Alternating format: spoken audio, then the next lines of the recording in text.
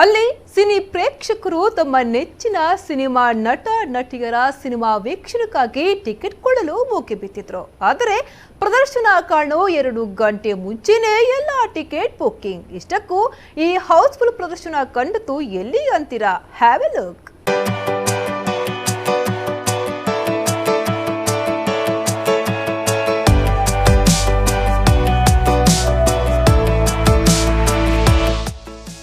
ಇದು ಮಂಗಳೂರಿನ ಸುಚಿತ್ರಾ ಮತ್ತು ಪ್ರಭಾತ್ ಚಿತ್ರಮಂದಿರದಲ್ಲಿ ಕಂಡುಬಂದ ಹೌಸ್ಫುಲ್ ಪ್ರದರ್ಶನ.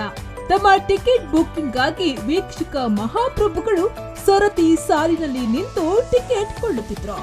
ವಿಶಾಲವಾದ ಪಾರ್ಕಿಂಗ್ ನಲ್ಲಿ ವಾಹನಗಳು ಸಾಲು ಸಾಲು ನಿಂತಿದ್ದವು. ಅದರಲ್ಲೂ ಇತ್ತೀಚೆಗಷ್ಟೇ ಬಿಡುಗಡೆ ಕಂಡ ಚಂದನವರದ ನಟಿ ರಶ್ಮಿಕಾ ಮಂದಣ್ಣ ಹಾಗೂ ತೆಲುಗಿನ ವಿಜಯ್ ದೇವರಕೊಂಡ ಅಭಿನಯದ ಗೀತಾ ಗೋವಿಂದಂ ಸಿನಿಮಾಕ್ಕೆ ಪ್ರೇಕ್ಷಕರಿಂದ ಉತ್ತಮ ರೆಸ್ಪಾನ್ಸ್ ಸಿಕ್ಕಿದೆ. ಇವರಿಬ್ಬರ ಕೆಮಿಸ್ಟ್ರಿ ಆನ್ ಸ್ಕ್ರೀನ್ ನಲ್ಲಿ ಸಖತ್ ಕ್ಯೂಟ್ ಆಗಿ ಮೂಡಿ ಬಂದಿದೆ.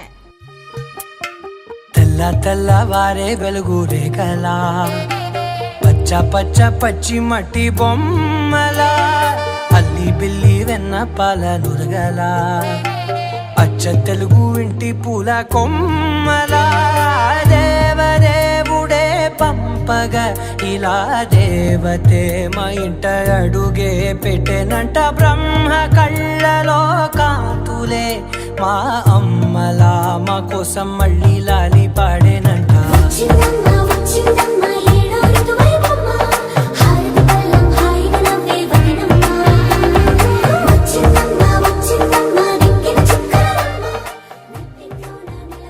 ಚಿತ್ರದ ಸ್ಟೋರಿನೂ ತುಂಬಾನೇ ಇಂಟ್ರೆಸ್ಟಿಂಗ್ ಆಗಿದ್ರಿಂದ ಸಿನಿ ರಸಿಕರು ಈ ಸಿನಿಮಾಕ್ಕೆ ಫುಲ್ ಮಾರ್ಕ್ಸ್ ಕೊಟ್ಟಿದ್ದಾರೆ.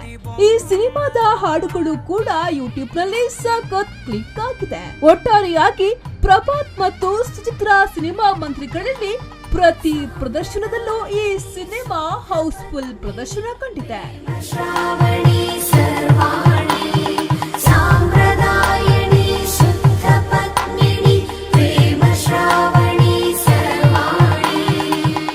చప్పుడు కదిరే మెడలో తాళవన ప్రతి నిమిషం ఆయుధునే పెంచైనా కునుకప్పుడు. ಅಂತೆಯೇ ದಿ ನನ್ ಇಂಗ್ಲಿಷ್ 2D ಸಿನಿಮಾ ಕೂಡ ಅದ್ಭುತ ಪ್ರದರ್ಶನ ಕಂಡಿದೆ.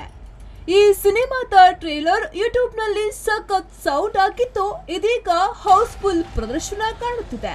ಇದೊಂದು ಹಾರರ್ ಸಿನಿಮಾವಾಗಿದ್ದು ಸಿನಿ ವೀಕ್ಷಕರಿಗೆ ಅದ್ಭುತ ಮನೋರಂಜನೆ ನೀಡುತ್ತಿದೆ.